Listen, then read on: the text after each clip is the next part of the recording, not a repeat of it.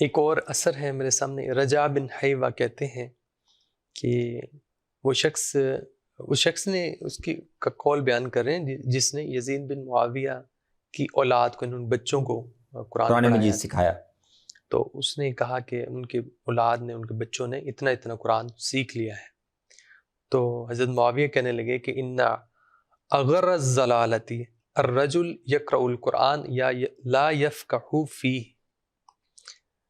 ایک تو انہوں نے یہ بات فرمائی، پھر آگے اس کے نتائج کی طرف بھی کہا کہ فَيُعَلِّمُهُ الصَّبِيُّ وَالْمَرْأَةُ وَالْعَبْدُ فَيُجَادِلُونَ بِهِ أَهْلَ الْعِلْمِ.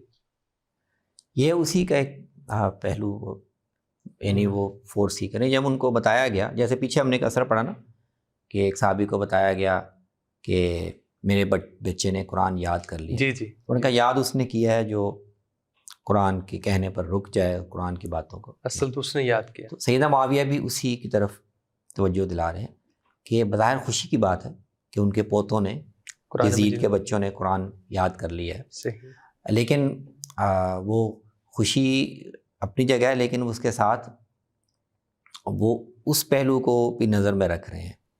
جی بالکل. یہ جو رجحان ہے، شوق ہے مسلمانوں میں کہ بچے بھی سیکھیں، عورتیں بھی سیکھیں، غلام بھی سیکھیں، سارے قرآن سیکھیں. یہ ایک لحاظ سے اچھا ہے، لیکن اس کا ایک دوسرا جو اس میں خطرہ پوشیدہ ہے وہ بھی سامنے ہونا چاہیے. بالکل صحیح. کہ جب لوگ، بچے بھی سیکھ لیں گے، غلام بھی سیکھ لیں گے، عورتیں بھی سیکھ لیں گے، اور وہ قرآن کو سمجھنے اور فہم کی کوئی باقاعدہ تربیت ان کو نہیں ہے، لیکن متن انہوں نے یاد کر لیا، کچھ باتیں بھی اس سے وہ سمجھنے لگ گئے ہیں. تو اب ان لوگوں کے اندر یہ خدشہ ہے کہ اخلاقی تربیت کے بغیر، دینی تربیت کے بغیر، یہ اپنے تھوڑے سے سیکھے ہوئے کو لوگوں میں قرآن کی بنیاد پر جدال کرنے، بحثیں اٹھانے، مناظرے کرنے، جھگڑے، اس کے لیے استعمال کرنا شروع کریں. بالکل صحیح.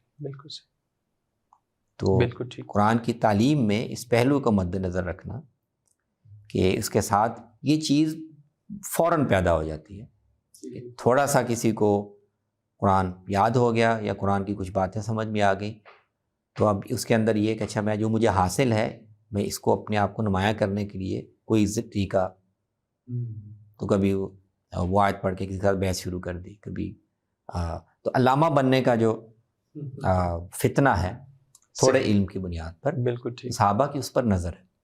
بالکل صحیح. محسوس کریں اگلی نسلوں کے اندر یہ چیز.